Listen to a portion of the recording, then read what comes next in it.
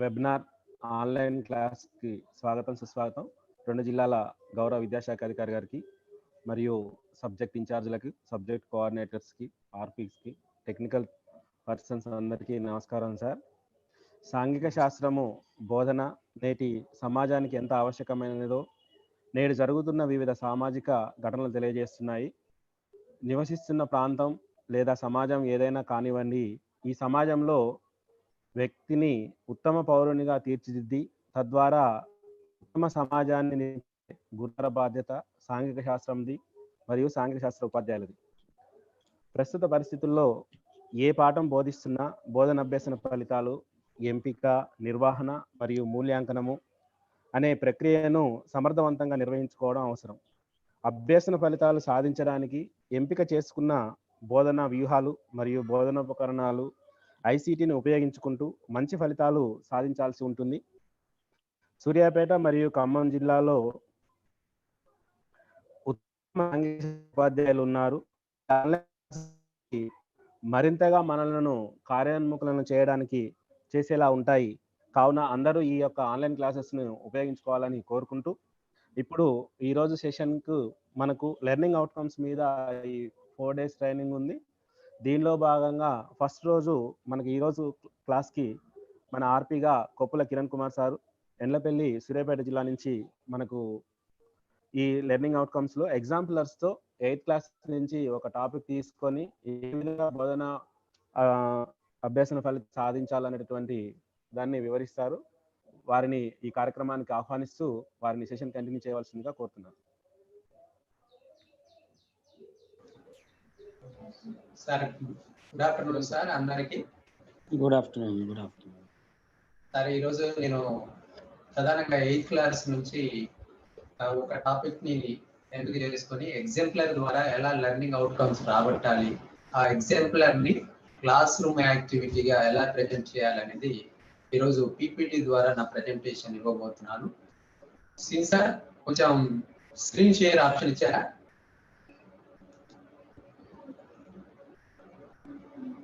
Sir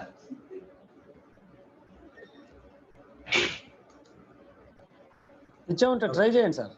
okay sir, వచ్చింది ఇప్పుడే వచ్చింది.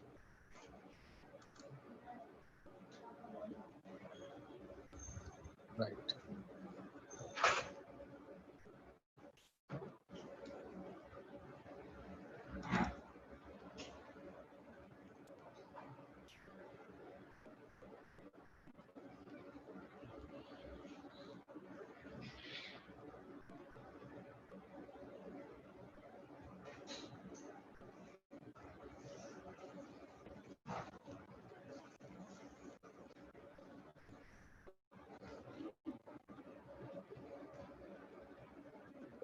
మరొకసారి స్వాగతం సార్ అందరికి. సాంఘిక శాస్త్ర ఉపాధ్యాయులందరికీ సార్ వాయిస్ వినిపిస్తుందా సార్?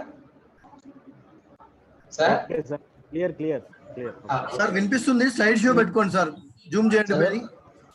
సార్ కొంచెం స్లైడ్స్ లో ఇక్కడ పైన చూడండి, home insert design. Sir okay sir, okay sir, కానీ ఇక్కడ స్క్రీన్ బ్రేక్ అయింది సార్, జస్ట్ దానివల్ల స్లైడ్ ఓకే కాదు. Okay sir, thank you sir. సాంఘిక శాస్త్ర ఉపాధ్యాయులందరికీ నమస్కారం. ఈరోజు ఎగ్జాంపులర్ కంటే ముందు మనం రెగ్యులర్ గా అకాడమిక్ సెషన్ ని ప్రతి సంవత్సరం కూడా పాఠ్య ప్రణాళిక ద్వారా మనం క్లాస్ రూమ్కి వెళ్ళి విద్యార్థుల నుండి ఆశించినటువంటి ఫలితాలను సాధించడానికి పాఠ్య ప్రణాళికను తయారు చేసుకోవడం జరుగుతుంది. అదే పాఠ్య ప్రణాళికను ఎలా తయారు చేసుకొని మనం క్లాస్ రూమ్కి వెళ్తాము, చిన్న 2 ముక్కల్లో బ్రీఫ్ గా దాన్ని వివరించి తర్వాత ఎగ్జాంపులర్ లోకి వెళ్ళి దాని ద్వారా లెర్నింగ్ అవుట్కమ్స్ ఎలా మనం సాధించవచ్చు చూద్దాం. ముందుగా విద్యా ప్రమాణాల ఆధారంగా పాఠ్య ప్రణాళికను తయారు చేసుకునేటువంటి విషయంలో ఇక్కడ పాఠ్యాంశం తీసుకున్నటువంటి అంశం ఏంటంటే బ్రిటిష్ నిజాం పాలనలో భూస్వాములు కౌలుదారులు అనేటువంటి కాన్సెప్ట్ మనం ఇక్కడ తీసుకోవడం జరిగింది. దాన్ని ఆధారంగా చేసుకొని మనం పాఠ్య ప్రణాళికను తయారు చేయడం జరుగుతుంది. ఈ చాప్టర్ మొత్తానికి సంబంధించి విద్యా ప్రమాణాల్లో విద్యా లక్ష్యాలు, విద్యా స్పష్టీకరణలు మనం పాఠ్య ప్రణాళికలో మనం పొందుపరచుకోవడం జరుగుతుంది. అందులో మొదటి విద్యా ప్రమాణంగా విషయ అవగాహన అనేటువంటి అంశం ఉంటుంది. ఇందులో మనకు ఉన్నటువంటి లెసన్ లో బ్రిటిష్ నిజాం పాలనలో ఉన్నటువంటి ఆ భూస్వాములు కౌలుదారులు అనేటువంటి అంశం నుండి మనం వివిధ విజయ లక్ష్యాలు స్పష్టీకరణలు సాధించడం జరుగుతుంది. అందులో విషయ అవగాహన కింద అనేక స్పష్టీకరణలు ఉంటాయి. అందులో నేను ఒక్కొక్క విద్యా ప్రమాణం నుంచి ఒక్కొక్క స్పష్టీకరణ అంటే విద్యా లక్ష్యాన్ని ఎంచుకోవడం జరిగింది. పూర్తిగా తీసుకోలేదు, ఎందుకంటే టైం ఎక్కువ అవుతుందని. పాఠ్య ప్రణాళికను తయారు చేసి మనం ఈ 6 విద్యా ప్రమాణాలని సాంఘిక శాస్త్రంలో మనం ఉపయోగించడం జరుగుతుంది. మొదటగా విషయ అవగాహన అనేటువంటి దాంట్లో ఈ పాఠ్యాంశంలో విద్యా లక్ష్యంగా ఒకటి తీసుకున్నాను. వివిధ రకాల శిస్తు విధానాలను వాటిని ప్రవేశపెట్టిన వ్యక్తుల గురించి విద్యార్థులు తెలపగలుగుతారు. అంటే ముందుగానే మనం విద్యా లక్ష్యాన్ని సాధిస్తారనేటువంటి విషయాన్ని ముందుగానే చెప్పడం జరుగుతుంది. అలాగే రెండవ అంశమైనటువంటి రెండవ విద్యా ప్రమాణమైనటువంటి ఇచ్చిన పాఠ్యాంశాన్ని చదివి అర్థం చేసుకొని వ్యాఖ్యానించడం. ఈ విద్యా ప్రమాణం నుంచి ఈ పాఠ్యాంశంలో ఏ లక్ష్యాన్ని సాధించవచ్చు అనేటువంటి విషయానికి వచ్చినట్లయితే రైతాంగ ఉద్యమాలు అనేటువంటి శీర్షికను చదివి ఆనాటి రైతుల దయనీయ పరిస్థితులపై వ్యాఖ్యానిస్తారు. అంటే పిల్లలు రైతాంగ ఉద్యమాలు ఎందుకు చేయాల్సి వచ్చింది, దానివల్ల అప్పుడు ఉన్నటువంటి రైతుల యొక్క పరిస్థితులు ఏంటి, దాని పట్ల వాళ్ళ సొంత మాటల్లో దాన్ని వ్యాఖ్యానించడం జరుగుతుంది. సమాచార నైపుణ్యాలు అనేటువంటి విద్యా ప్రమాణం విషయానికి వచ్చినట్లయితే ఈ గ్రామంలో రైతులు ప్రభుత్వానికి పన్నులు ఏమైనా చెల్లిస్తున్నారా, చెల్లిస్తే ఏ విధమైన పన్నులు, వాటిని పట్టిక రూపంలో సమాచారాన్ని సేకరిస్తారు. అంటే మనం సమాచార నైపుణ్యాల్లో భాగంగా సమాచారాన్ని సేకరించి దాన్ని పట్టిక రూపంలో అంటే జాబితా తయారు చేయడం జరుగుతుంది. ఏ రకమైనటువంటి పన్నులు మన గ్రామంలో వసూలు చేస్తున్నారు, భూమి శిస్తా లేకపోతే ఇంకేదైనా ఇంటి ట్యాక్సా, వాటర్ ట్యాక్సా, ఇలాంటివి విద్యార్థి ఒక లిస్ట్ తయారు చేయడం జరుగుతుంది. అలాగే 4వ విద్యా ప్రమాణమైనటువంటి సమకాలీన అంశాలపై ప్రతిస్పందన ప్రశ్నించడం. మరి ప్రస్తుతం జరుగుతున్నటువంటి అంశాల మీదనే ప్రశ్నించడం జరుగుతుంది. ఇప్పుడు కరోనా అనేటువంటి సమకాలీన అంశం, కాంటెంపరీ ఇష్యూ, దాని మీద ఇక్కడ మనం క్వశ్చన్ తయారు చేయవచ్చు. కానీ మనం ఈ పాఠ్యాంశానికి సంబంధించినటువంటి సమకాలీన అంశానికి సంబంధించి ఇక్కడ మనం ఒక విద్యా లక్ష్యాన్ని పొందుపరచడం జరిగింది. పంట పండినప్పుడు కరువులు రాకుండా ప్రభుత్వం ఎలా సహాయపడగలదు అనేటువంటి విద్యా లక్ష్యాన్ని సాధించడానికి కోసం దీన్ని తీసుకోవడం జరిగింది. అదేవిధంగా పట్టణ నైపుణ్యాలు, ఈ పట్టణ నైపుణ్యాలు అనేటువంటి ఈ పాఠ్యాంశంలో ప్రధానంగా భారతదేశ పట్టణంలో గోదావరి, కృష్ణా నదులను గుర్తిస్తారు. ఎందుకు ఈ 2 నదులను తీసుకున్నాను అంటే ఇక్కడ బ్రిటిష్ వారి పాలనా కాలంలో ఈ రైతుల యొక్క అంటే సాగు భూములు, ముఖ్యంగా భూస్వాముల దోపిడీ వల్ల రైతులు ఎన్నో బాధలు పడడం, కరువులు సంభవించడం, పంటలు పండకపోవడం, దాంతో బ్రిటిష్ పాలనాధికారులు అనేక అభివృద్ధి కార్యక్రమాలను ప్రవేశపెట్టడం జరిగింది. అందులో భాగంగానే సర్ ఆర్థర్ కాటన్ గోదావరి నదిపై నిర్మించినటువంటి ధవళేశ్వరం ప్రాజెక్టు నది వద్ద నిర్మించినటువంటి విజయవాడ వద్ద నిర్మించినటువంటి ప్రకాశం బ్యారేజ్. అందుకే ఈ 2 నదులను భారతదేశ పట్టణ నైపుణ్యాలు సాధించడానికి ఈ 2 నదులను తీసుకోవడం జరిగింది. అలాగే 6వది ప్రశంస, సున్నితత్వం. ఇక్కడ మన లెసన్ టాపిక్ ఏంటి, బ్రిటిష్ పాలనలో భూస్వాములు కౌలుదారులు అనేటువంటి అంశాన్ని తీసుకున్నాం కాబట్టి ఆ పాఠ్యాంశానికి సంబంధించి ఇక్కడ ప్రశంస ఏంటి అంటే థామస్ మన్రో ప్రవేశపెట్టినటువంటి సంస్కరణలని ప్రశంసిస్తారు. ఈ ప్రతి విద్యా లక్ష్యాన్ని లేదా విద్యా లక్ష్యాలు లేదా స్పష్టీకరణను ఈ విద్యార్థి పాఠ్యాంశం పూర్తయ్యే లోపు విద్యార్థులు వీటిని నేర్చుకుంటారు అనేది మనం ఇక్కడ గమనించాలి. ఇలా మనం పాఠ్య ప్రణాళికను తయారు చేసుకునేటువంటి దాంట్లో ఇది మొదటి భాగం. ఇక క్లాస్ రూమ్ కు వెళ్ళిన తర్వాత మనం 2వ భాగంలో పాఠ్య ప్రణాళికలో ఏమి తీసుకుంటామంటే ఇక్కడ మొదటగా పాఠ్య ప్రణాళికలో కొన్ని సోపానాలు ఉంటాయి. ఆ సోపానాల్లో ప్రధానంగా మొదటి మనం ఈ పాఠ్యాంశం మొత్తాన్ని మనం కేటాయించడం జరుగుతుంది. ఆ పీరియడ్ లో మనం పూర్తి చేయాలి. అందులో నేను ఒక పీరియడ్ మాత్రమే తీసుకోవడం జరిగింది. ఇంకా 2వ పీరియడ్ కావాలంటే 2వ పీరియడ్ కూడా తీసుకుని మనం టాపిక్ ఇందులో మనం నేర్పించబోయేటువంటి అంశం ఏంటి, ఈ పాఠ్య ప్రణాళికలో నేను తీసుకున్నటువంటి అంశం మొఘల్ కాలంలో జమీందారులు, భూస్వాములు. ఈ ఈ అంశం మీద పాఠ్యాంశ బోధన అనేది జరగటం జరుగుతుంది. ఈ పాఠ్యాంశ బోధనకు సంబంధించినటువంటి ఒక ఉపాధ్యాయుడిగా ఏ రకమైనటువంటి బోధనా వ్యూహాలని లేదా పద్ధతులను ఎంపిక చేసుకోవడం జరుగుతుంది. ఎందుకంటే పాఠ్యాంశం కంటే ముందుగానే ఈ ప్రీ ప్రణాళిక తయారు చేసుకోవడం జరుగుతుంది కాబట్టి ఇందులో నేను కొన్ని బోధన వ్యూహాల్లో భాగంగా మైండ్ మ్యాపింగ్ కానివ్వండి, తర్వాత పాఠ్యాంశ పఠనం మరియు కీలక పదాల గుర్తింపు చర్చ, ఇవన్నీ కూడా విద్యార్థి చేత చేయిస్తాం క్లాస్ రూమ్ లో. అది ఒక వ్యూహంగా నేను పాఠశాలలో టీచింగ్ లెర్నింగ్ ప్రాసెస్ ని కొనసాగిస్తాను. ఇవన్నీ సక్సెస్ కావాలంటే మనకి బోధనా సామాగ్రి అనేటువంటి మరొక సోపానం అవసరం. అందులో మొఘల్ చక్రవర్తుల నేను ఏ మెటీరియల్ టీచింగ్ లెర్నింగ్ మెటీరియల్ దేని తీసుకున్నాను అంటే మొఘల్ చక్రవర్తుల చిత్రాలు, పేపర్ క్లిప్పింగ్స్, అలాగే భూస్వాముల కౌలుదారుల చిత్రాలు కానివ్వండి, పేపర్ క్లిప్పింగ్స్ కానీ, వీటితో పాటు ఇంకా మనం అదనంగా కూడా లేకపోతే సినిమా లాంటివి ఉంటే ఇక్కడ తీసుకొని మనం ప్రదర్శించడానికి ఈ వ్యూహంలో కూడా తీసుకోవచ్చు. అలా తీసుకున్న తర్వాత బోధనా సామాగ్రిని సిద్ధం చేసుకోవడం జరుగుతుంది. చివరిగా ఈ పాఠ్యాంశం మొత్తం పూర్తయిన తర్వాత విద్యార్థి ఈ అంశాలను అంటే స్వీయ మూల్యాంకనం చేయడం జరుగుతుంది. సెల్ఫ్ ఎవాల్యుయేషన్ పిల్లవాడిని. అందులో 1-2 ప్రశ్నలు తీసుకోవడం జరుగుతుంది. ఇక్కడ నేను ఒకటే తీసుకున్నాను. ఒక చక్రవర్తులు శిస్తు వస్తువుల బాధ్యత ఎవరికి అప్పగించారు? మరి దీనికి పిల్లవాడు తప్పకుండా సమాధానం చెప్పలేదు. ఈ రకంగా విద్యా ప్రమాణాల ఆధారంగా ఇటు ఈ విద్యా లక్ష్యాలు స్పష్టీకరణ అనేటువంటి ఒక భాగం పాఠ్య ప్రణాళికలో, రెండవది ఈ పాఠ్య ప్రణాళిక సోపానాల ద్వారా మన పాఠ్యాంశాన్ని తరగతి గదిలో ఉపాధ్యాయులు బోధించడం జరుగుతుంది. ఇది పాఠ్య ప్రణాళికకు సంబంధించినటువంటి ఒక సాంఘిక శాస్త్ర ఉపాధ్యాయులుగా మనం రెగ్యులర్ యాక్టివిటీగా టీచింగ్ లెర్నింగ్ ప్రాసెస్ ను కొనసాగిస్తున్నాం.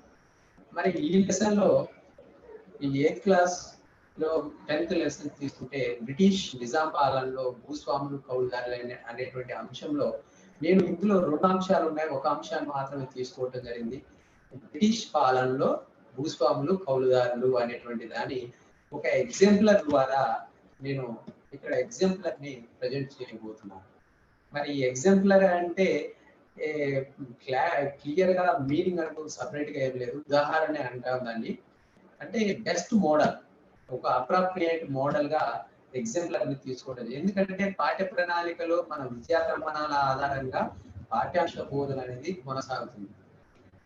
అది దానికంటే more effective in class room activity అనేది ఎగ్జాంపులర్ ద్వారా ఇక్కడ ప్రజెంట్ చేయడం జరుగుతుంది. దాన్ని మనం చూద్దాం.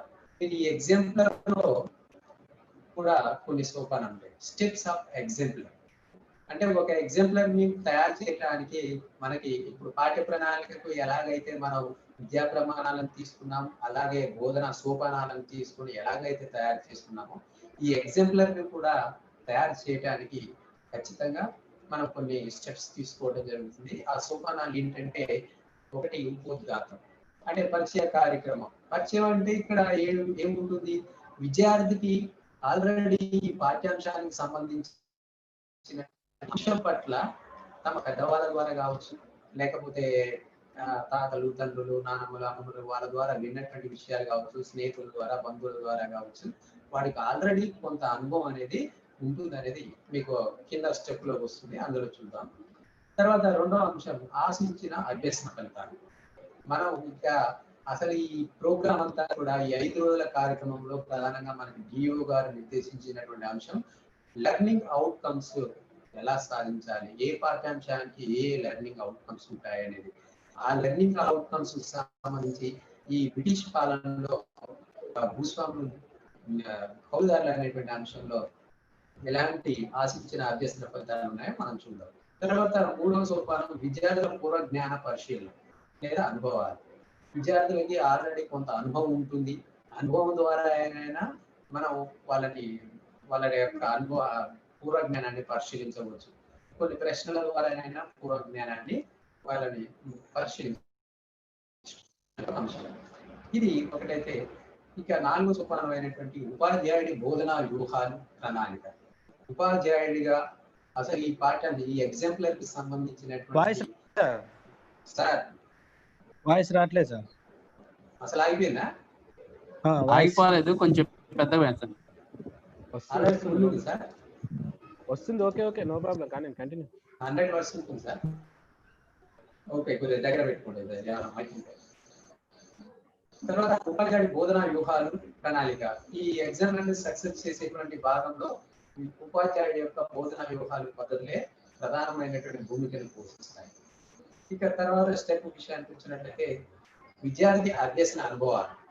విద్యార్థి అభ్యసన అనుభవాలు అసలు ఈ పాఠ్యాంశానికి సంబంధించినటువంటి మొత్తం మనం ఏదైనా లెటర్ రాసినప్పుడు ఇంగ్లీష్ లో బాడీ ఆఫ్ ద మెసేజ్ అంటాం కదా సార్, అలాగే ఈ పాఠ్యాంశం మొత్తం కూడా విద్యార్థి అభ్యసన అనుభవం. ఉపాధ్యాయుడు కల్పించినటువంటి బోధనా వ్యూహాల ద్వారా అతడు కొన్ని అనుభవాలను ప్రజలు చేసి విద్యార్థికి ఈ పాఠ్యాంశ కాన్సెప్ట్ ని అతని మైండ్ లోకి వెళ్ళే విధంగా చేసేది విద్యార్థి అభ్యసన అనుభవాలు. తర్వాత నిర్వహణ, తర్వాత ప్రశ్నలు అడుగుతారు. ఈ పాఠ్యాంశానికి సంబంధించినటువంటి కొన్ని కృత్యాలు ఇవ్వడం జరుగుతుంది విద్యార్థులకి. ఆ కృత్యాలు ఇచ్చినటువంటి వాటి మీద కొన్ని ప్రశ్నలు కూడా అడగడం జరుగుతుంది. ఎంతవరకు నేర్చుకున్నాడు, ఆ విద్యార్థి అభ్యసన ఫలితాలను చేరుకున్నాడా లేదా అనేటువంటి అంశం కూడా మనకి అర్థమైపోతుంది. అలాగే ఇక్కడ మూల్యాంకనం అనేటువంటిది స్వీయ మూల్యాంకనం. విద్యార్థికి చివరిగా మనం కొన్ని ప్రశ్నలు అడగడం జరుగుతుంది. ఇక స్టెప్స్ 1 by 1 చూద్దాం సార్. అందులో ప్రధానంగా ఫస్ట్ వన్ ఉపోద్ఘాతం. ఉపోద్ఘాతం చూడండి. విద్యార్థులు తమ తల్లిదండ్రుల నుండి కానీ, స్నేహితుల నుండి కానీ, బ్రిటిష్ పాలకుల నిజాం పాలన గురించి, అంటే ఇక్కడ బ్రిటిష్ పాలకుల నిజాం పాలన గురించి తాము తెలుసుకున్న అంశాలను చర్చించడం జరుగుతుంది. అంటే విద్యార్థులు తల్లిదండ్రుల నుండి, స్నేహితుల నుండి, ఇంకా పెద్దవాళ్ళు ఎవరైనా నుండి ఆల్రెడీ కొంత అనుభవం అనేది ఉంటుంది. దాన్ని తరగతి గదిలో చర్చిస్తారు.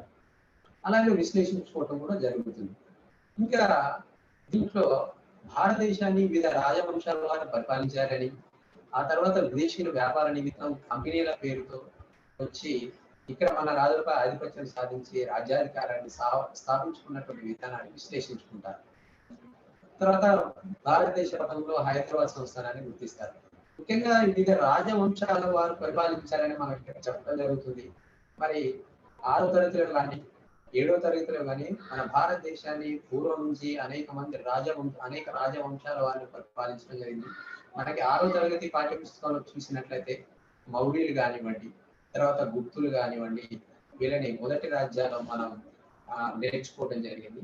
అలాగే 7వ తరగతి విషయానికి వచ్చినట్లయితే 7వ తరగతిలో కొత్త రాజ్యాలు ఆవిర్భావం తీసుకున్నట్లయితే అందులో చోళులు, పాలులు, తర్వాత రాష్ట్రకూటులు, ఇంకా ముఖ్యంగా మన ప్రాంతంలో ఉన్నటువంటి కాకతీయులు, విజయనగర రాజులు, ఆ తర్వాత మొఘలాయులు, వీళ్ళతో పాటు బహుమని సుల్తాన్లు పరిపాలించారని. అంటే వివిధ రాజవంశాల ద్వారా పరిపాలించిన తర్వాత అదే 7th క్లాస్ లో బ్రిటిష్ సామ్రాజ్య స్థాపన ఎలా జరిగింది, వాళ్ళకి వ్యతిరేకంగా ఎలా తిరుగుబాటు చేసాము, చివరికి వాళ్ళ నుంచి స్వాతంత్రం ఎలా వచ్చింది అనేటువంటి విషయం, ఇవన్నీ కూడా ఎందుకు ముందే చెప్తున్నామంటే వాడికి ఆల్రెడీ ప్రీవియస్ క్లాస్ లో ఉన్నటువంటి అనుభవాలు, ఎక్స్పీరియన్స్ గా మనం ఇక్కడ భావించాలి. ఇది ఉపోద్ఘాతానికి సంబంధించినటువంటి మొదటి అంశం. ఇక రెండోది తీసుకున్నట్లయితే ఆశించిన అభ్యసన ఫలితాలు. ఈ పాఠ్యాంశంలో మనం లెర్నింగ్ అవుట్కమ్స్ ఏమేమి సాధించవచ్చు, ఒక విద్యార్థులు ఈ ఆశించిన ఈ అభ్యసన ఫలితాలను సాధించగలుగుతారు. విద్యార్థులు కంపెనీ అధికారులు ప్రవేశపెట్టిన వివిధ రకాల శిస్తు విధానాలను అవగాహన చేసుకుంటారు. ఇది ఒక లెర్నింగ్ అవుట్కమ్. రెండోది బ్రిటిష్ పాలకులు చేపట్టిన అభివృద్ధి కార్యక్రమాలను ప్రశంసిస్తారు. విద్యార్థులు గడీలను గురించి తెలుసుకుంటారు. మొఘలాయుల కాలంలో జమీందారులు, అంటే భూస్వాములు అంటాం, భూస్వాములనే జమీందారులు అని పిలవడం జరుగుతుంది. ఈ భూస్వాములు మొఘల్ చక్రవర్తులకి శిస్తు వసూలు చేసి, అంటే రైతాంగం నుంచి కానీ కౌలుదారుల నుంచి కానీ శిస్తు వసూలు చేసి దాన్ని మొఘల్ అధికారులకి లేదా చక్రవర్తులకి చెల్లించడం జరుగుతుంది. అందుకు వాళ్ళు కొంత భాగాన్ని వీళ్ళకి ఇవ్వడం జరుగుతుంది భూస్వాములకి. వాళ్ళు ఏం చేసేవాళ్ళు, భూస్వాములు మొఘల్ చక్రవర్తులు భూస్వాములకి కొంత వెసులుబాటు నుంచి కొన్ని ప్రాంతాల్లో శిస్తు వసూలు చేసుకునేటువంటి అధికారం కూడా ఇవ్వడం జరుగుతుంది. మరి శిస్తు వసూలు చేసుకోవాలంటే కొంతమంది చెల్లించరు, తిరగబడతారు. అందుకోసం మొఘల్ సైనిక అధికారులు కొంతమంది భూస్వాములకు కూడా సైన్యాన్ని పెంచి పోషించుకునే అవకాశం ఇవ్వడం జరుగుతుంది. దాంతో వాళ్ళు ఇల్లు చిన్న చిన్న కోటల లాంటి ఇల్లు కట్టుకోవడం జరుగుతుంది. వాటినే గడీలు అని మన తెలంగాణ ప్రాంతంలో పిలవడం జరుగుతుంది. తర్వాత విద్యార్థులు భూమి శిస్తుకు కవులకు మధ్య ఉన్న తేడాన్ని వివరిస్తారు. అంటే భూమి శిస్తు అంటే ఇక్కడ బ్రిటిష్ గవర్నమెంట్ కానీ, మొఘలాయి చక్రవర్తులు కానీ, తర్వాత నిజాం కానివ్వండి, వాళ్ళు కొంత కాలానికి, ఒక నిర్ణీత కాలానికి శిస్తును నిర్ణయించడం జరుగుతుంది. ఆ నిర్ణయం 10 సంవత్సరాలు కావచ్చు, 15 సంవత్సరాలు కావచ్చు, 30 సంవత్సరాలు కావచ్చు. అంతవరకు మళ్ళీ పంట ఎక్కువగా సాగు చేసి పంట ఎక్కువ దిగుబడి వచ్చినప్పటికీ కూడా శిస్తు మాత్రం ఏం మార్పు ఉండదు. దానివల్ల చక్రవర్తులకు కానీ, అధికారులకు కానీ, అంటే కంపెనీ అధికారులకు కానీ లాభం ఉండదు, కేవలం భూస్వాములకే లాభం. అదొక అంశం. రెండోది కౌలు అనేది ఇక్కడ భూస్వామి ఎప్పుడంటే అప్పుడు కౌలును పెంచేటువంటి అవకాశం ఉంటుంది. ఆ అధిక కౌలు కూడా వసూలు చేయడం జరుగుతుంది. దీంట్లో ఎప్పుడైనా మార్చుకునే అవకాశం ఉంది, శిస్తుకు అవకాశం ఉంటుంది. విద్యార్థులు సమాజంలో 2 ప్రధాన వర్గ ప్రజలు ఉంటారని వారి భూస్వాములు, కౌలుదారులు అని తెలుసుకుంటారు. ఈ భూస్వాముల్లో 2 రకాలు ఉంటారు. ఒకరు శిస్తు వసూలు చేసుకు, అంటే 2 పార్శ్వాలు ఉంటాయి భూస్వాములు. వాళ్ళకి ఒకటి శిస్తు వసూలు చేసుకునేటువంటి అధికారం ఒకటైతే, 2 సొంతంగా భూములను కలిగి ఉంది. కౌలుదారులు కూడా 2 రకాలు. కౌలుదారులు 2 రకాలు అంటే, ఒకటి రైతాంగానికి సొంతంగా భూమి ఉంటుంది, రెండవది ఆ భూస్వాముల దగ్గర కౌలు తీసుకుంటూ సాగు చేసుకుంటున్నట్టు. ఇలా భూస్వాములు 2 రకాలు ఉంటారు. ఇక్కడ రైతాంగంలో కూడా 2 రకాలుగా ఉండటం జరుగుతుంది. ఇది ఒక అంశం. విద్యార్థులు భూమి శిస్తు విధానాల వల్ల జమీందారులు, కౌలుదారులతో ఎవరు లాభపడ్డారో కారణాలు పేర్కొంటారు. ఇక భూమి శిస్తు విధానాలు, ఇప్పుడు మనం అమలు పరుస్తున్నటువంటి భూమి శిస్తు విధానాల వల్ల ఈ జమీందారులు కానీ, కౌలుదారులు కానీ ఇద్దరిలో ఎవరు లాభపడ్డారు అనేది ఇక్కడ కొన్ని కారణాలు పేర్కొనడం జరుగుతుంది. పంటల నష్టం, కరువు కాటకాలకు సంబంధించిన కారణాలు అన్వేషిస్తారు. అది పంటల నష్టం ఎందుకు జరుగుతుంది, కరువు కాటకాలు ఎలా సంభవిస్తున్నాయి అనేటువంటి కారణాల గురించి అన్వేషించడం. వెట్టి చాకిరీ అంటే ఏమిటో తెలుసుకుంటారు. మరి పాఠ్యాంశంలో నిజాం పాలనలో వెట్టి అనేది కూడా ఉంది. అయితే ఈ పాఠ్యాంశానికి సంబంధించినటువంటి ఆసక్తిన అభ్యసన ఫలితాలు ఇక్కడ మనం పొందుపరచడం జరిగింది. ఇందులో ప్రధానంగా 2 అభ్యసన ఫలితాలను నేను ఇక్కడ తీసుకోవడం జరిగింది. మొదటి, ప్రవేశపెట్టినటువంటి వివిధ రకాల శిస్తు విధానాలను అవగాహన చేసుకుంటారు. అలాగే బ్రిటిష్ పాలకులు చేపట్టినటువంటి అభివృద్ధి కార్యక్రమాలని ప్రశంసించడం జరుగుతుంది. మిగిలినవి ఇంకో క్లాస్ లో మనకి ఎందుకంటే పాఠ్య ప్రణాళిక 4-5 పీరియడ్లు ఉంటుంది కాబట్టి, ఈ ఒక్క పీరియడ్ లోనే ఎగ్జాంపులర్ చెప్పాలి కాబట్టి, ఈ ఎగ్జాంపులర్ ఒక క్లాస్ లో ఒక 2-3 అభ్యసన ఫలితాలని సాధించడానికి ఈ ఎగ్జాంపులర్ తయారు చేయడం జరుగుతుంది. ఇక 3వ అంశం విద్యార్థుల పూర్వ జ్ఞాన పరిశీలన అనుభవాలు. ఇక్కడ చూడండి, ఇక్కడ పూర్వ జ్ఞాన పరిశీలన అనుభవాలు, ఇక్కడ విద్యార్థుల అనుభవాలు ఏంటనేది నేను ఇక్కడ పొందుపరచడం మొదటగా, తర్వాత పూర్వ జ్ఞాన పరిశీలన పొందుపరచడం జరుగుతుంది. విద్యార్థులు తమ గ్రామాల్లో, పట్టణాల్లో అమల్లో ఉన్నటువంటి పన్నుల విధానాలు మరియు వసూలు చేసేటువంటి విధానం గురించి తెలుసుకుంటుంది. తమ అనుభవాల ద్వారా సబ్జెక్టుకి సంబంధించిన అంశాల పట్ల భాగస్వాములను చేసి చర్చించి వివిధ రకాల అనుభవాలను రాబట్టడం జరుగుతుంది. అంటే ఈ పాఠ్యాంశానికి సంబంధించినటువంటి పాఠ్యాంశ ప్రకటన అనేది, శీర్షిక ప్రకటన అంటే దాన్ని సాధించే విధంగా విద్యార్థి యొక్క అనుభవాలను ఇక్కడ ఉపయోగించడం జరుగుతుంది. దాన్ని 2 పాయింట్లలో బడిబయట అనుభవం భాగస్వామ్యం ద్వారా తరగతికి అన్వయించడం జరుగుతుంది. ప్రభుత్వం విధించే వివిధ రకాల పనుల జాబితాను తయారు చేయమని ఈ రకం పాఠ్యాంశంలో చదువుట, ప్రతిస్పందించడం ద్వారా కొన్ని అంశాలను రాబట్టడం జరుగుతుంది. అయితే ఇక్కడ విద్యార్థి గ్రామాలలో లేదా పట్టణాల్లో అమలు పరుస్తున్నటువంటి పన్నుల విధానం తెలుసుకుంటుందని చెప్పాం. దాని ద్వారా ఇక్కడ చూడండి, అలా కాకుండా పాఠ్యాంశ ప్రకటన మరో రకంగా కూడా మనం ప్రజెంట్ చేయొచ్చు. ఇక్కడ చూడండి, ఇక్కడ మీరు ఉపాధ్యాయ మిత్రులంతా ఇక్కడ ఒక విషయాన్ని గమనించాలి. ఈ మొదటి ప్రశ్నకి సమాధానం ఇట్లా ఆహార పదార్థాలు ఇట్లా రౌండ్ గా చివరికి వచ్చే విధంగా గమనించండి. మొదట, మీరు జీవించాలంటే ఏం కావాలి? ఆహార పదార్థాలు కావాలని విద్యార్థి సమాధానం ఇస్తారు. ఆహార పదార్థాలు ఎక్కడి నుండి వస్తాయి అంటే పంటల నుండి వస్తాయని విద్యార్థి చెప్పండి. పంటలను ఎవరు సాగు చేస్తారు? రైతులు లేదా కౌలుదారులు సాగు చేస్తారు. పెద్ద పెద్ద భూములు ఉన్న వాళ్ళని మన ప్రాంతాలలో ఏమని పిలుస్తారు? భూస్వాములని పిలుస్తారు. మనకి స్వాతంత్రం ఎవరి నుండి వచ్చింది? బ్రిటిష్ వారి. భారతదేశంలో మిలిటరీ అనే సంస్థానం అయితే హైదరాబాద్ సంస్థానంలో తర్వాత విలీనం ఉంటుంది సైనిక చర్యలు. హైదరాబాద్ సంస్థానాన్ని పాలించిన పాలకులు ఏమని పిలుస్తారు? నిజాంలని పిలుస్తారు. ఈ రకంగా ఇక్కడ బ్రిటిష్ కానివ్వండి, నిజాం కానివ్వండి, తర్వాత భూస్వాములు కానివ్వండి, కౌలుదారు కానివ్వండి, ఈ అంశాలన్నింటినీ కలిపి పాఠ్యాంశ ప్రకటన అనేది చేయడం జరుగుతుంది. ఆ పాఠ్యాంశ ప్రకటన ఏంటంటే బ్రిటిష్ పాలనలో భూస్వాములు కౌలుదారులు అనేటువంటి పాఠ్యాంశ ప్రకటన ద్వారా మనం ఏం చేయడం జరుగుతుంది. అంటే ఇక్కడ విద్యార్థి యొక్క పూర్వ జ్ఞాన పరిశీలన ద్వారా మనం ఇక్కడ పాఠ్యాంశ ప్రకటన చేసాం. తర్వాత ఇది పూర్వ జ్ఞాన పరిశీలన స్టెప్ 3లో మనం ఇది నేర్చుకున్నాం. స్టెప్ 4లో ఉపాధ్యాయుడి యొక్క బోధనా వ్యూహాలు ప్రణాళిక. ఉపాధ్యాయుడు తాము ఆశించిన అభ్యసన ఫలితాలు రాబోయే వివిధ వ్యూహాలను అనుసరిస్తారు. ముందుగా విద్యార్థి చేత చదవడం, పరిశ్రమ చేయడం, తర్వాత తరగతిని గ్రూపుల వారీగా విభజించి చర్చించడం. అంటే 2-3 గ్రూపులుగా చేసేసి ఒక్కొక్క గ్రూప్ వారు ప్రశ్నించే విధంగా. ఎందుకంటే ఇక్కడ చురుకుగా ఎవరు ఉండాలి? ఉపాధ్యాయులు ఉండాలి, విద్యార్థులు ఉండాలి. ఇక్కడ చురుకు అంటే విద్యార్థి బోధన అభ్యసన కార్యక్రమంలో అతడి పాత్ర, కీలక పాత్ర ఉండాలి. ఉపాధ్యాయుడు కేవలం అతడికి గైడ్ గానే. మైండ్ మ్యాపింగ్ అనేది మరొక అంశం.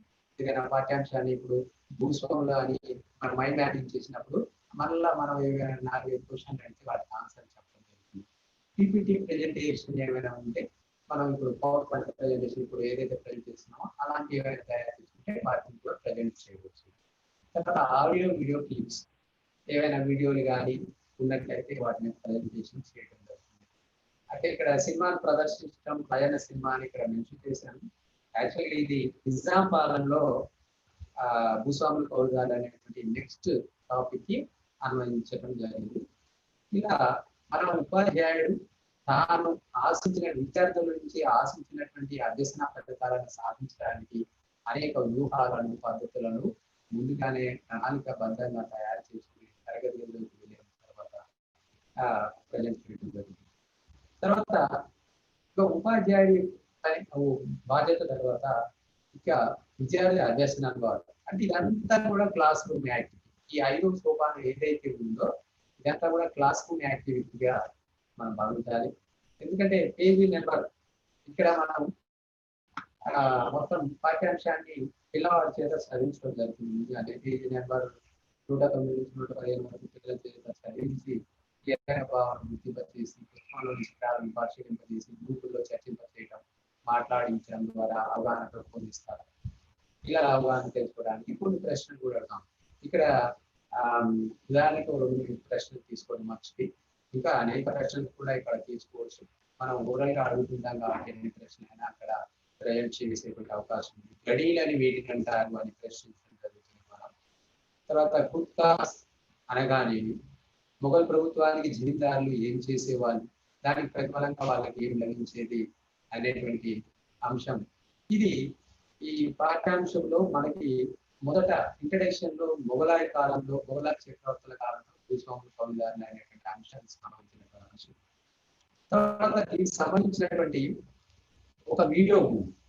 ఈ వీడియో చూడటానికంటే ముందు మనం నెక్స్ట్ ఈ విద్యార్థి అభ్యసన అనుభవాల్లో భాగంగా విద్యార్థికి ఇంకా మనం ఏ అనుభవం చేయించాలి, ఏ అంశాల పట్ల తనకి అనుభవాన్ని కల్పించాలనేటువంటి విషయానికి వచ్చినట్లయితే అసలు మన పాఠ్యాంశ ప్రకటన ఏంటి అంటే బ్రిటిష్ పాలనలో భూస్వాములు మరియు కౌలుదారులు అనేటువంటి అంశం. కాబట్టి ఈ బ్రిటిష్ పాలనలో, బ్రిటిష్ వారి కాలంలో బ్రిటిష్ వారు అనేక రకాల శిస్తు విధానాలని ప్రవేశపెట్టడం జరిగింది. అందులో మొదటగా ప్రవేశపెట్టినటువంటి వారన్ హేస్టింగ్స్ అనేటువంటి గవర్నర్ జనరల్, ఆయన అధికారంలోకి రాగానే ఆయన మొట్టమొదటిగా ప్రవేశపెట్టినటువంటి భూమి శిస్తు విధానం. ఎందుకంటే ఒక రాజ్యం లేదా ప్రభుత్వం పరిపాలన చేయాలన్నా, ఇంకా వేరే కార్యక్రమాలు చేయాలన్నా, యుద్ధాలు చేయాలన్నా, వ్యాపారాలు చేయాలన్నా ఆదాయం అనేది చాలా ప్రధానమైనటువంటి వనరు. అలాగే ఇక్కడ కంపెనీ అధికారులకు కూడా అది చాలా ముఖ్యం. అందుకోసం భూమి శిస్తు విధానాలని అమలుపరచడం జరిగింది. అందులో ప్రధానంగా వారెన్ హేస్టింగ్స్ అనేటువంటి గవర్నర్ జనరల్ గా అధికారంలోకి వచ్చినటువంటి వ్యక్తి వేలం వేసేటువంటి పద్ధతిని ప్రవేశపెట్టాడు.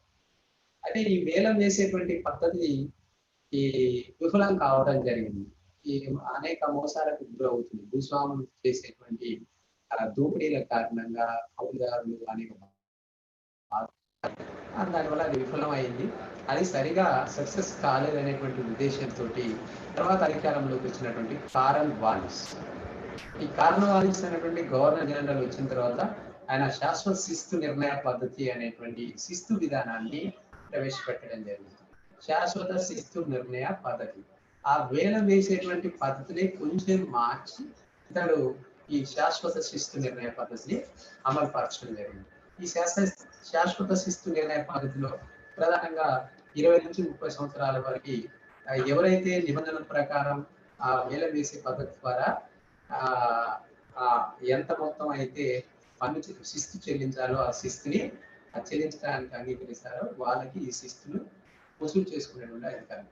ఎందుకంటే ఈ భూస్వాములు అంటే జమీందారు, ఇక్కడ ఈ జమీందారీ పద్ధతి అని కూడా పిలవడం జరుగుతుంది. ఈ జమీందారులు అనేటువంటి వాళ్ళు ఇక్కడ భూస్వాములను గుర్తించండి. జమీందారులు అంటే ఈ జమీందారులు అనేటువంటి వాళ్ళకి అనేక భూములు ఎస్టేట్ల రూపంలో ఉండేవి. ఈ ఎస్టేట్ లో అనేక వందల గ్రామాలు ఉండేవి. ఈ ఎస్టేట్ భూములన్నీ కూడా ఈ శాశ్వత శిస్తు నిర్ణయ పద్ధతి ద్వారా ఆ ఎస్టేట్ ని వీళ్ళు స్వంతదారులు అయిపోతారు. జమీందారులు అంటే భూస్వాములు. కాబట్టి ఈ శిస్తు వసూలు చేసుకునేటువంటి బాధ్యత మొత్తం కూడా వాళ్ళకి వస్తుంది అనమాట. ఇలా కంపెనీకి తన పరిపాలన చేయాలన్నా ఇంకా ఇతర అవసరాల కార్యక్రమాలకైనా ఆదాయం అవసరం కాబట్టి ఈ శిస్తు నిర్ణయ పద్ధతిని ప్రవేశపెట్టడం జరిగింది. ఈ లార్డ్ కారన్ వాలిస్ అనేటువంటి పిక్చర్ నేను ఒకసారి గమనించండి. తర్వాత ఇక్కడ మరొక అంశం, ఆయన ప్రవేశపెట్టినటువంటి శాశ్వత శిస్తులు నిర్ణయ పద్ధతిలో కొన్ని అంశాలు మనకి ఇక్కడ ఇవ్వడం జరిగింది. ఈ విధానాన్ని మన కారన్ వాలిస్ ప్రవేశపెట్టాడు. నిబంధనల ప్రకారం శిస్తు వసూలు చేయడం జరుగుతుంది. చూడండి, జమీందారులు వసూలు చేసిన శిస్తులు 90% ప్రభుత్వానికి, 10% వసూలు చేసినందుకు వాళ్ళు తీసుకోవచ్చు. ఇలా శిస్తు మొత్తాన్ని శాశ్వతంగా నిర్ణయించింది. అంటే భవిష్యత్తులో దాన్ని పెంచడానికి వీలు. దీనివల్ల కంపెనీకి క్రమం తప్పకుండా ఆదాయం వస్తుందని, భూములను అభివృద్ధి పరచడంలో జమీందారులు పెట్టుబడి పెట్టాలని భావించారు. దీనివల్ల ఈ శిస్తు నిర్ణయ పద్ధతి లోపభూయిష్టమైనట్టుగా తేలటం దాని ఫలితాల భాగంగా వీళ్ళను అంగీకరించినటువంటి దానికంటే ఎక్కువ శిస్తులు జమీందారులు వసూలు చేయసాగారు. భూమిని అభివృద్ధి పరచడానికి జమీందారులు పెట్టుబడి పెట్టలేదని కంపెనీ అధికారులు కూడా గుర్తించారు. పంటలు నష్టపోయినప్పుడు కానీ కరువు సమయంలో కానీ శిస్తులు ఎలాంటి మినహాయింపు ఇచ్చేవారు కాదు. శిస్తు చెల్లించకపోతే జమీందారుని కూలిపోయాల్సి వచ్చేది. ఎందుకంటే ఎవరైతే ఎక్కువ శిస్తు వేలంపాట పాడుకుంటే వాళ్ళకి ఆ జమీందారులకి పాత జమీందారులు పోయి కొత్త జమీందారులు కూడా వచ్చేవాళ్ళు. ఈ రకంగా ఇదిలా ఉంటే ఇక్కడ భూస్వాములు లేదా జమీందారులు ఇక్కడ కౌలుదారులని ఎక్కువగా కౌలు వసూలు చేసుకోవడం, దానివల్ల ఈ విధానం కూడా విఫలమైందని మనం చెప్పుకోవచ్చు. తర్వాత రైతువారి పద్ధతి, ఇక ఆ విధానం ఫెయిల్ అయిన తర్వాత థామస్ మన్రో అనేటువంటి వ్యక్తి అధికారంలోకి రావడం జరిగింది. బ్రిటిష్ గవర్నమెంట్ కంపెనీ మన రాయలసీమ ప్రాంతానికి, ముఖ్యంగా మద్రాస్ ప్రాంతానికి ఈయన కలెక్టర్ గా నియమించడం జరుగుతుంది. ఈ మద్రాస్ ప్రాంతం ఎక్కడైతే ఉందో ఆల్రెడీ మన హైదరాబాద్ సంస్థానాన్ని పరిపాలిస్తున్నటువంటి నిజాం అలీ ఈయన ఏం చేశాడు, బ్రిటిష్ వాళ్ళతోటి సైన్య సహకార పద్ధతికి ఆల్రెడీ ఒప్పుకొని ఉన్నాడు. కాబట్టి ఆ సైన్య సహకారానికి, సైన్యాన్ని పోషించడానికి కావాల్సినటువంటి డబ్బులు చెల్లించకపోవడం వల్ల అతడు బ్రిటిష్ కంపెనీకి అప్పుబడి అంటే బాకీ పడి కొన్ని ప్రాంతాలని బ్రిటిష్ వాళ్ళకి దారాదత్తం చేయడం జరిగింది. అలా దత్తత ఇచ్చినటువంటి ప్రాంతాలు మన ప్రాంతం, మన రాయలసీమ ప్రాంతం అయినటువంటి అనంతపురం, కడప, కర్నూలు, తర్వాత కర్ణాటక ప్రాంతం అయినటువంటి బళ్ళారి, ఈ 4 జిల్లాలని కంపెనీకి ఇవ్వడం జరుగుతుంది. వీటిని సీడెడ్ డిస్ట్రిక్ట్ గా లేదా దత్త మండలాలుగా ప్రకటించడం జరుగుతుంది. ఈయన అధికారం అనేక పరిస్థితులు ఇక్కడ ఉంటాయి. ఏంటి ముఖ్యంగా ఈ ప్రాంతాల్లో రాయలసీమ ప్రాంతంలో ప్రధానంగా పాలెగాళ్ళు అనేటువంటి వాళ్ళు ఇక్కడ ఎప్పుడు కూడా బ్రిటిష్ వాళ్ళకు వ్యతిరేకంగా తిరుగుబాటు చేస్తున్నారు అనేది మనం ఇక్కడ గమనించాలి. కాబట్టి ముందుగా ఆయన పాలెగాళ్ళను అణిచివేసి శాంతి భద్రతలు సాధించి తర్వాత భూశిస్తు విధానాన్ని ప్రవేశపెట్టడం జరిగింది. ఆ భూశిస్తు విధానమే రైతువారీ పద్ధతి. ఈ రైతువారీ పద్ధతిని ముందుగా ఆయన భూమిని అంతటిని కూడా సర్వే చేసి వాళ్ళని యజమానులుగా ప్రకటించి ఆ తర్వాత వాళ్ళకి పట్టాలు ఇచ్చేసి తర్వాత రైతువారీ అంటే రైతే డైరెక్ట్ గా ప్రభుత్వానికి శిస్తు చెల్లించే విధంగా ఈ విధానాన్ని తీసుకురావడం జరిగింది. ఇలా రైతువారీ పద్ధతిని ప్రవేశించింది థామస్ మన్రో. ఇక్కడ సేమ్ శాశ్వత శిస్తు నిర్ణయ పద్ధతి ఏ రకంగా అయితే ఉంటుందో మనకి ఇక్కడ కూడా రైతువారీ పద్ధతి కూడా 20 నుంచి 30 సంవత్సరాలకి ఈ పద్ధతి కూడా నిర్ణయించడం జరిగింది. దానివల్ల ఇక్కడ రైతులు డైరెక్ట్ గా సాగు చేసి శిస్తు చెల్లించేవారు. కానీ భూస్వాముల దగ్గర ఎక్కువగా భూములు ఉన్నాయి కాబట్టి ఈ విధానం ద్వారా ఎక్కువ లాభం వస్తుంది. భూస్వాములు ఏం చేసేవారు, రైతులకు కౌలుకి ఇచ్చేవారు వాళ్ళ భూమిని. దాని ద్వారా ఎక్కువ కౌలుని ఎక్కువ వసూలు చేసుకోవడం జరిగింది. ఈ రకంగా కూడా అధిక మొత్తం కౌలుని భూస్వాములు పోగొట్టడం జరిగింది. ఈ 2 కార్యక్రమాలు దీంతో పాటు ఇదేమో మద్రాస్. ఇక్కడ ఒకసారి చూడండి సార్, మనకి శాశ్వత శిస్తు నిర్ణయ పద్ధతి బెంగాల్, బీహార్, ఒడిశా ప్రాంతాల్లో దీన్ని అమలు చేయడం జరిగింది. ఎందుకంటే ఉత్తర భారతదేశంలోనే జమీందారులు అనేటువంటి వాళ్ళు ఉన్నట్టు మనం విన్నాం. మన దక్షిణ భారతదేశంలో జమీందారులు అనేటువంటి వాళ్ళు లేరు. కాకపోతే జాగీర్దారులని లేకపోతే ధరలని మన ప్రాంతంలో ఇలా పిలవడం జరిగింది. ఇది బెంగాల్, బీహార్, ఒడిశా ప్రాంతాల్లో అమలుపరుస్తున్నటువంటిది. తర్వాత రైతువారీ విధానాన్ని ఇది మద్రాస్, బొంబాయి ప్రాంతాల్లో, మద్రాస్ ఏజెన్సీలో మన ప్రాంతం కూడా ఉంది కాబట్టి ఆల్రెడీ రాయలసీమ ప్రాంతాన్ని దత్తత ఇచ్చినటువంటి మన నిజాం అలీ ఖాన్ కాబట్టి సైన్య సహకార ఒప్పందంలో భాగంగా ఈ రకంగా ఈ శిస్తు నిర్ణయ విధానాల వల్ల ముఖ్యంగా భూస్వాములు, తర్వాత ఇక్కడ వడ్డీ వ్యాపారస్తులు కూడా ఉన్నారు.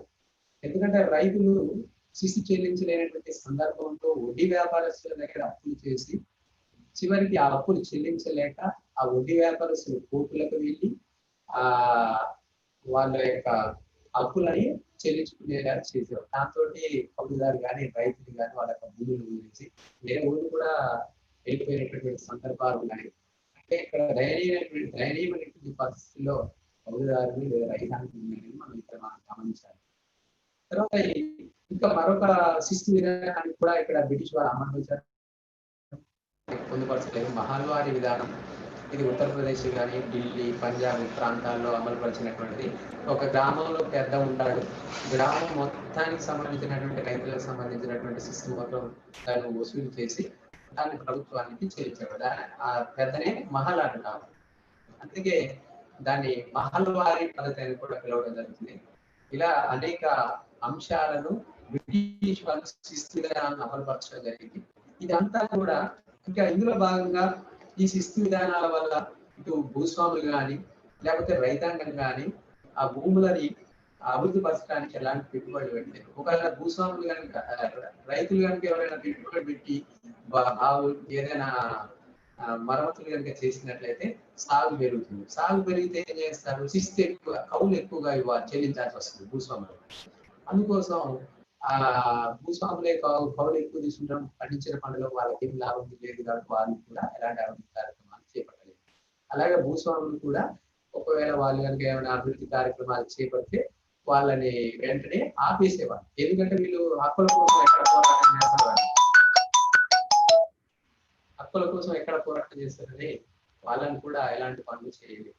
ఏది ఏమైనప్పటికీ ఇలా భూస్వాములు తర్వాత ఎలాంటి అభివృద్ధి కార్యక్రమాలు చేయకపోవడంతో బ్రిటిష్ ప్రభుత్వమే అభివృద్ధి కార్యక్రమాలు చేపట్టడం జరిగింది. అలా ముఖ్యంగా సర్ ఆర్థర్ కాటన్ అనేటువంటి వ్యక్తి బ్రిటిష్ కంపెనీ అధికారి.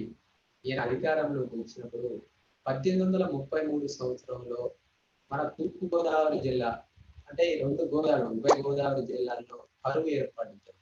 ఆ కరువు వల్ల అనేక మంది ప్రజలు చనిపోవడం జరిగింది, ఎంతగానో నష్టం కూడా జరిగింది. అందుకోసం సర్ ఆర్థర్ కాటన్ వాళ్ళ యొక్క దుస్థితిని చూసి ఎలాగైనా ఇక్కడ అభివృద్ధి కార్యక్రమాలు చేపట్టాలనేటువంటి ఉద్దేశంతో ఈయన ఒక పెద్ద ప్రాజెక్ట్ ని నిర్మించడం. అదే గోదావరి నదిపై నిర్మించినటువంటి ధవళేశ్వరం ఆనకట్ట. ఇది ఈయన నిర్మించినటువంటి. ఇలా అభివృద్ధి కార్యక్రమాల్లో చూడండి ఒకసారి ఇక్కడ మనకు పొందుపరిచినటువంటి 1849లో ధవళేశ్వరం గోదావరి నదిపై ఆనకట్ట నిర్మించారు. 1854లో విజయవాడ వద్ద కృష్ణానది కూడా ఆనకట్ట నిర్మించారు. రాయలసీమ మెట్ట భూములను నీళ్ళు అందించినప్పుడు 1850లో కర్నూలు కడప కాలువలు నిర్మించారు. అంటే కేసీ కెనాలు. ఈ విధంగా అనేక భారీ నీటిపారుదల పథకాల నుంచి ఎక్కువగా భూములను సాగులోకి తీసుకొచ్చారు. ఈ విధంగా ఈ అభివృద్ధి కార్యక్రమాలకు సంబంధించి ఇది కూడా వీడియోనే. ఇలా ఉన్నటువంటి 2 వీడియోలు ఉన్నాయి. వాటిని చివరిలో చూపిస్తాను. ఇక 2 పాయింట్లు ఉన్నాయి.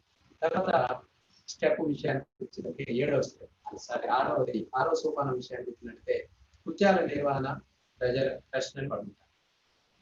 ఇప్పుడు ఈ విద్యా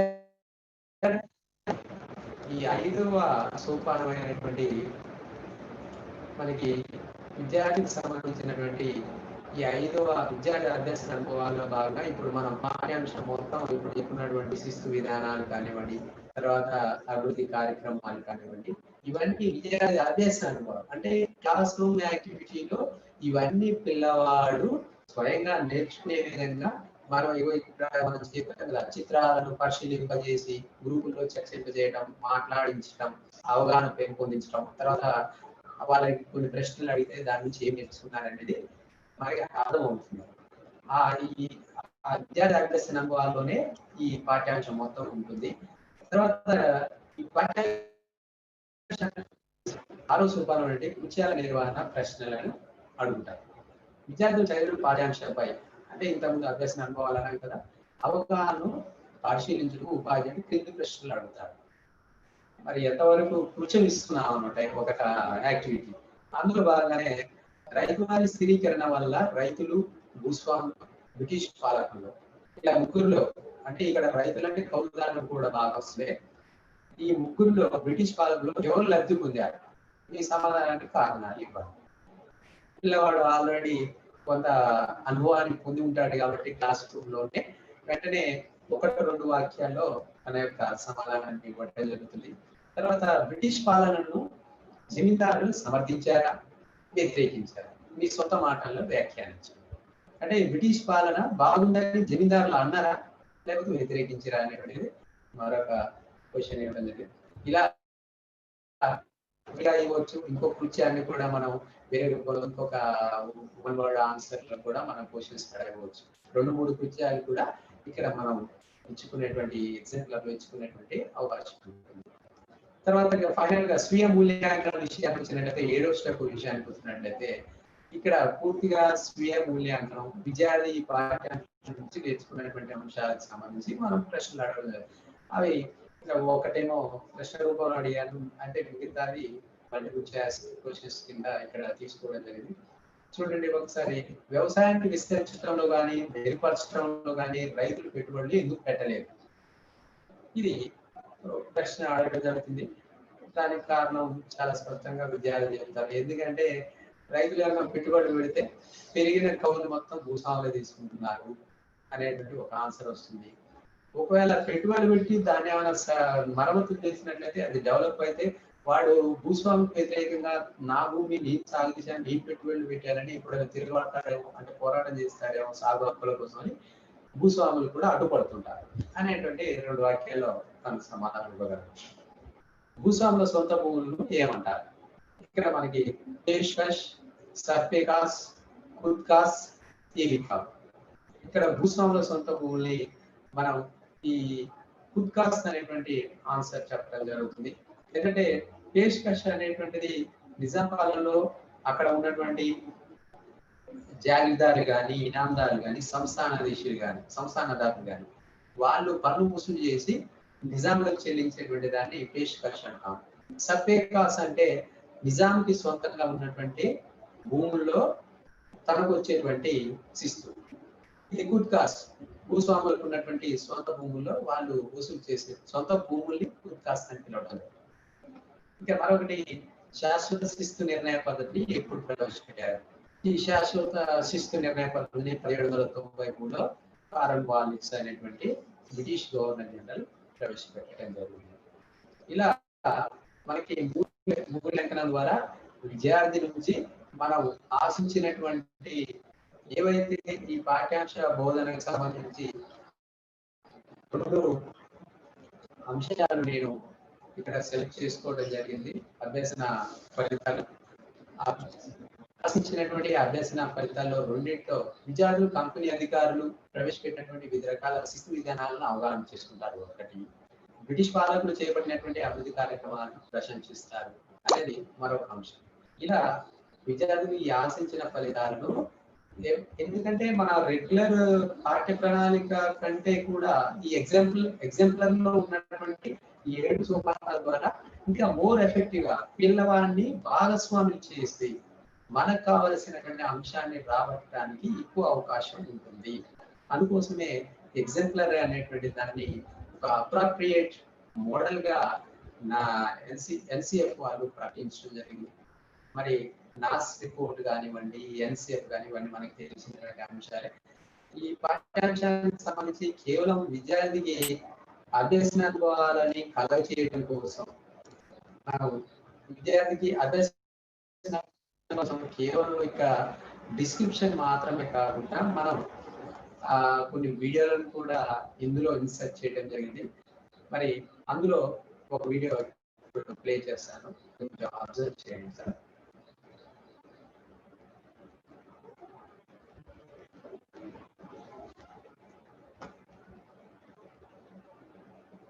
వాయిస్ వస్తుంది sir.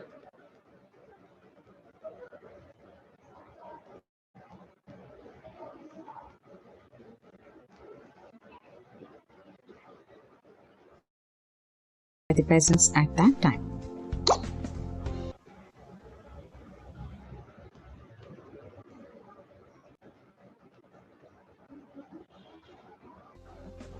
Zamindars and peasants in Mughal times. In Mughal times, there were zamindars who used to collect land revenues and taxes from peasants on behalf of the Mughals. They acted as mediator between peasants and government and represented the problems of peasants to government and vice versa. They also tried to enforce the regulations imposed on the peasants by the government. They were associated with a troop of soldiers with horses and guns. They lived in Gadi, which were small forts in Telangana. They had a control over the nearby villagers.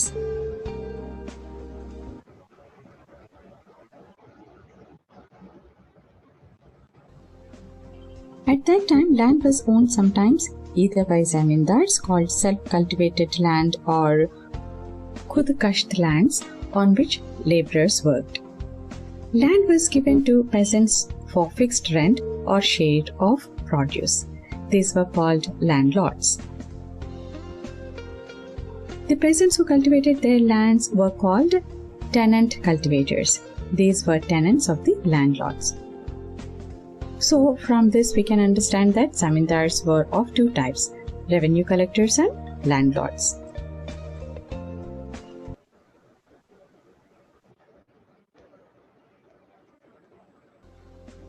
Peasants were of 2 types, landlords and tenant cultivators. Indian villages had many other artisans and service castes that had small plots and got a livelihood from providing services to the farmers and landlords. Most of them were considered untouchables.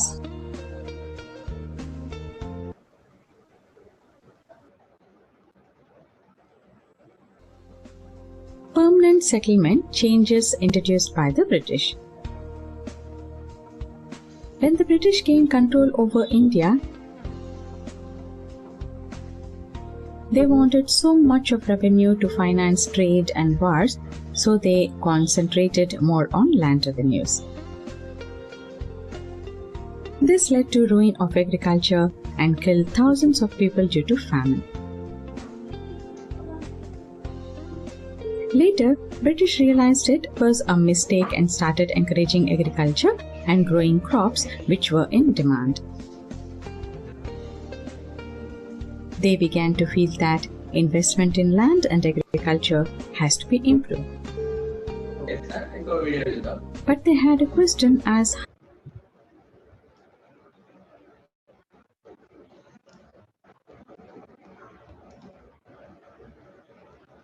మనం Thomas Munro గురించి చెప్పుకున్నాం కాబట్టి Thomas Munro గురించి ఒక్క నిమిషం video చూద్దాం.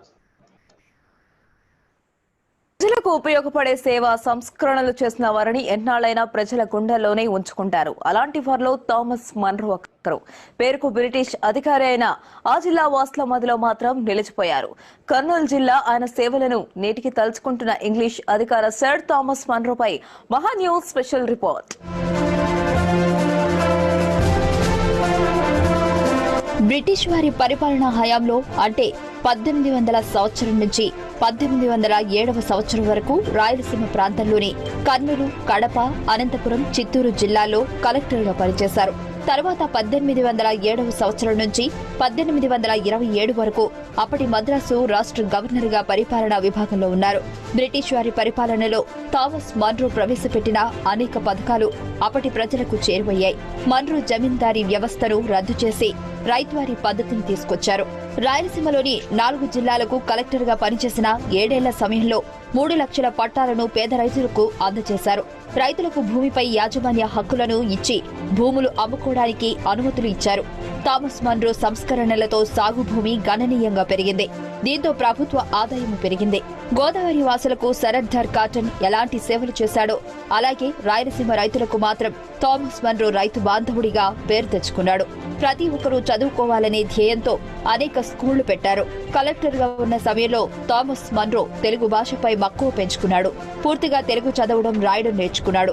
గ్రామాల్లో పర్యటనకు వెళ్లినప్పుడు ప్రజలతో తెలుగు మాట్లాడి వారి కష్ట సుఖాలను పంచుకునేవాడు.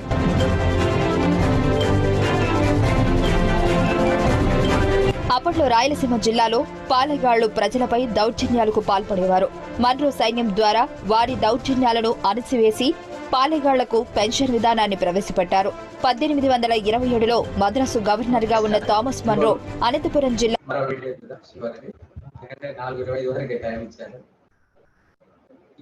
అభివృద్ధి కార్యక్రమంలో సర్ ఆర్థర్ కాటన్ చేసినటువంటి సేవ. ఆయన వారి బంధువు కాదు, ప్రాణమిత్రుడు కాదు, కనీసం ఆయన మొహం కూడా చూడలేదు. కానీ వారందరికీ ఆయన దేవుడు, ఆత్మ బంధువు. ఏ పుణ్య కార్యమైనా ముందు ఆయన్ను తలుచుకుని మొదలు పెడతారు. గోదావరి పుష్కరాల్లో కూడా ముందుగా ఆయనకే పిండ ప్రదానం చేస్తారు. ఆయనే సర్ ఆర్థర్ కాటన్. గోదావరి జిల్లాల్ని సస్యశ్యామలం చేసిన మహనీయుడు.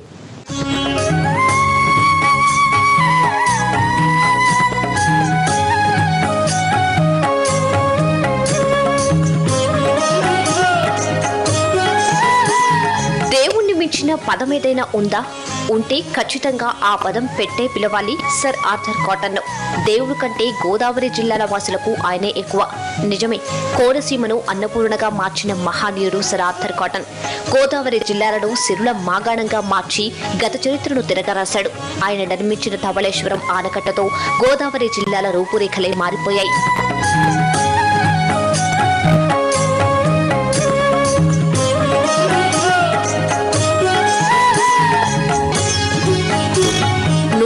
ఏళ్ల క్రితం గోదావరి జిల్లాల భూములకు వర్షాలే ఆధారం. పత్తి, ఆముదం లాంటి మెట్ట పంటలే గతి.